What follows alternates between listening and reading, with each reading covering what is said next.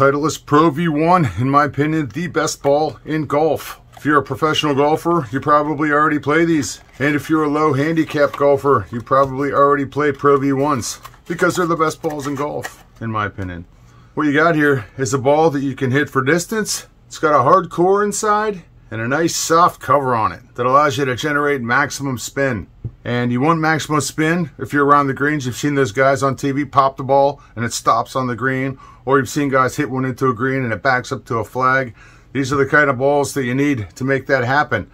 Also, if you are a high handicap golfer, somebody that's got a 20 plus handicap, you should know that since these balls generate so much spin, if you've got a really bad slice or a really bad hook, it's just going to exaggerate that. So the odds of you slicing a ball further or hooking a ball further is just going to be exaggerated. And if you've got woods around there, you want to be careful. So if you're looking to play one of the best balls in golf, check out the Titleist Pro V1. These things are awesome.